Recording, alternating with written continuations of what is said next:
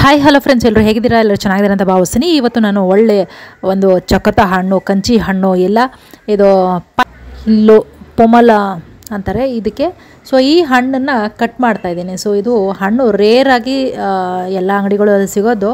ನೋಡೋಕ್ಕೆ ಒಂದು ಕುಂಬಳಕಾಯಿ ಥರ ಇರುತ್ತೆ, ತುಂಬಾ ರುಚಿಯಾಗಿರುತ್ತೆ ಮತ್ತು ಅಷ್ಟೇ ಹುಳಿಯಾಗಿರುತ್ತೆ. ವಿಟಮಿನ್ ಸಿ ಅಲ್ಲಿ ಯಥೇಚ್ಛವಾಗಿ ಸಿಗುತ್ತೆ ಇದರಲ್ಲಿ. ಮತ್ತು ಇದರಲ್ಲಿ ಹೈ ಫೈಬರ್ ಇದೆ, ಹೆಚ್ಚಾಗಿ ನಾರಿನಾಂಶ ಇರುವಂತಹ ಒಂದು ಪದಾರ್ಥ ಇದು.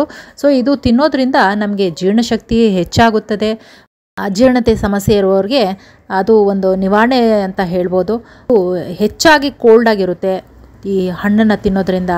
ಮತ್ತು ಯಾರಿಗೆಲ್ಲ ಒಂದು ಚರ್ಮದ ಕಾಯಿಲೆ ಇದೆ, ಇಲ್ಲ ಚರ್ಮದ ಏನಾದರೂ ತೊಂದರೆ ಇದೆ ಅಂತ ಹೇಳಿದ್ರೆ ಅಂಥವರು ಒಂದು ತಿಂಗಳಿಗೆ ಒಂದು ಹಣ್ಣಾದರೂ ಇದು ತಿನ್ನಲೇಬೇಕು. ತುಂಬಾ ಚೆನ್ನಾಗಿರುವಂತಹ ಆರೋಗ್ಯಕರವಾದಂಥ ಹಣ್ಣು, ತಿನ್ನಿ, ಆರೋಗ್ಯವನ್ನು ಅಭಿವೃದ್ಧಿಗೊಳಿಸಿ. ಈ ವಿಡಿಯೋ ಲೈಕ್ ಆದಲ್ಲಿ ಶೇರ್ ಮಾಡಿ, ಸಬ್ಸ್ಕ್ರೈಬ್ ಮಾಡಿ, ಲೈಕ್ ಮಾಡಿ, ಕಮೆಂಟ್ ಮಾಡಿ. ಧನ್ಯವಾದಗಳು.